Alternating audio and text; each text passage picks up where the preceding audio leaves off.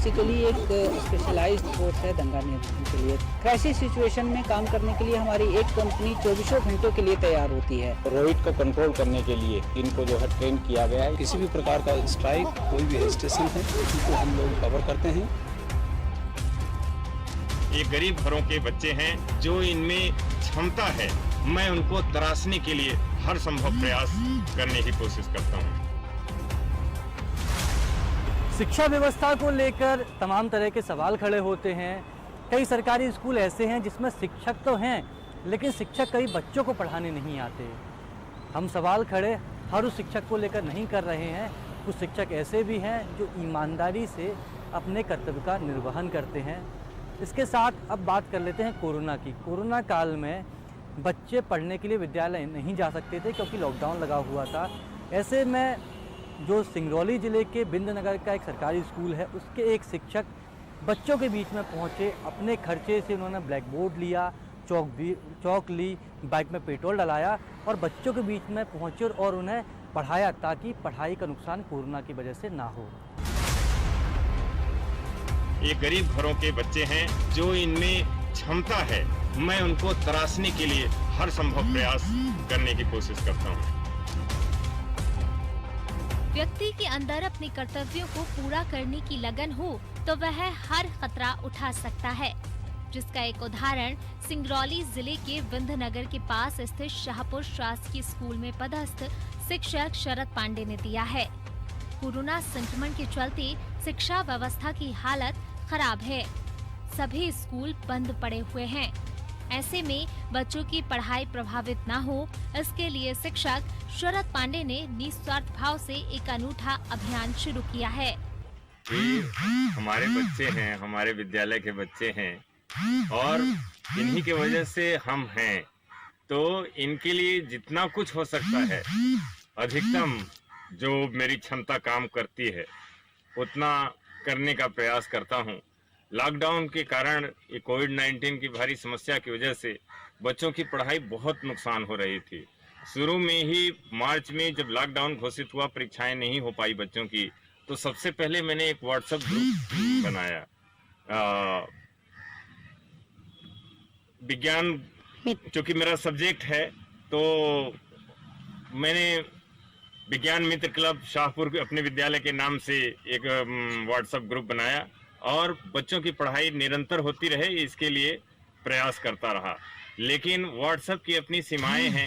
WhatsApp से भी मैंने बहुत सारे बच्चों के पास चूंकि व्हाट्सएप नहीं था, तो मैंने अपने पुराने छात्रों की मदद ली। पुराने छात्र जो अब कहीं न कहीं जॉब में हैं, उनके घर के आसपास जो बच्चे रहते हैं, मैंने उनको जोड़ने के लिए उनका उपयोग किया।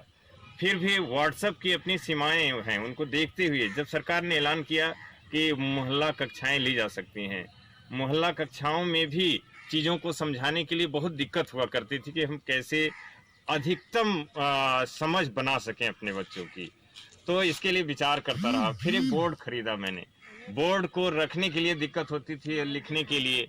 फिर मैंने एक स्टैंड लगवाया बोर्ड में, और चूंकि एक हमको दूरी रखनी, मेंटेन करनी होती है इस समस्या के कारण, तक आवाज़ जो चीज़ें दूर तक बच्चों तक, बैठे हुए बच्चों तक पहुंच पाए, इसलिए मैंने स्पीकर यूज किया और हमारे बच्चे अच्छे से शिक्षा प्राप्त कर पाएँ और अपना जीवन बेहतर कर पाएँ, आने वाले भविष्य में एक सशक्त नागरिक के रूप में तैयार हो सकें, जिसके लिए हम काम करते हैं, उसके लिए मैंने ये किया सर।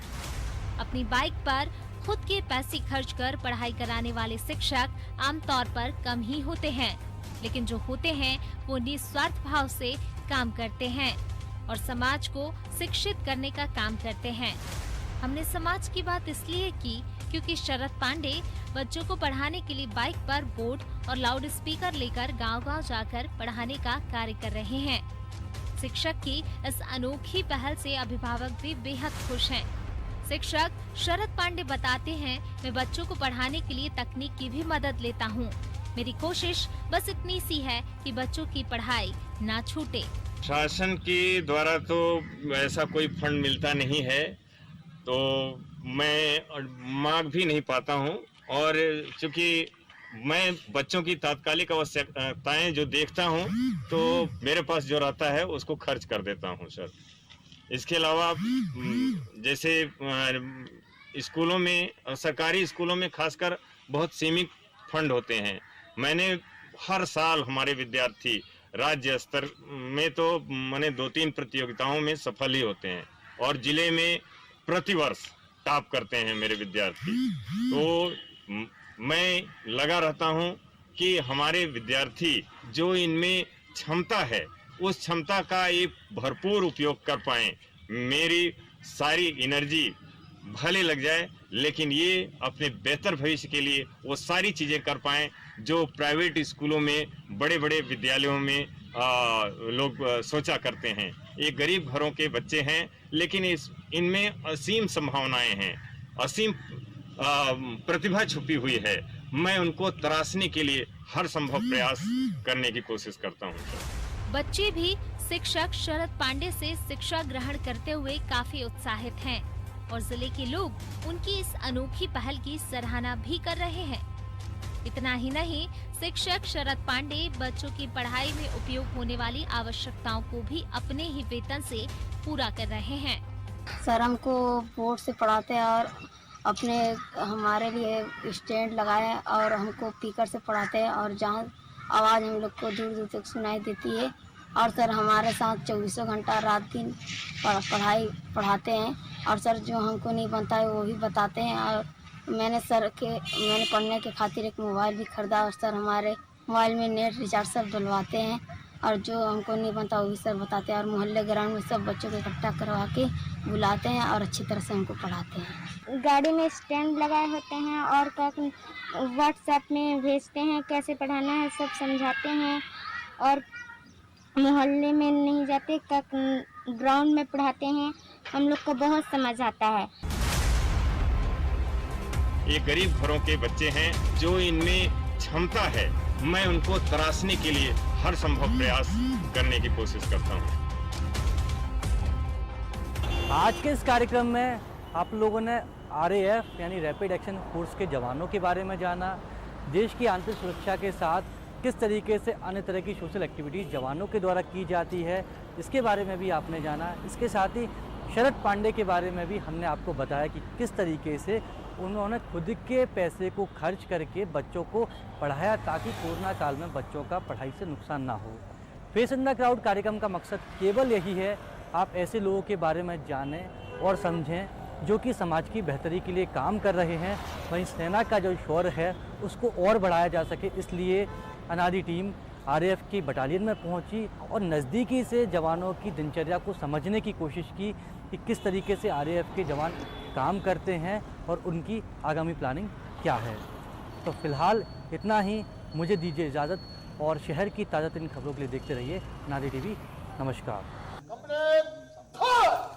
RAF बेसिकली एक स्पेशलाइज्ड फोर्स है दंगा नियंत्रण के लिए। क्राइसिस सिचुएशन में काम करने के लिए हमारी एक कंपनी 24 घंटों के लिए तैयार होती है। रोहित को कंट्रोल करने के लिए इनको जो है ट्रेन किया गया है। किसी भी प्रकार का स्ट्राइक, कोई भी हिल स्टेशन है, उनको हम लोग कवर करते हैं। ये गरीब घरों के बच्चे हैं जो इनमें क्षमता है, मैं उनको तराशने के लिए हर संभव प्रयास करने की कोशिश करता हूँ।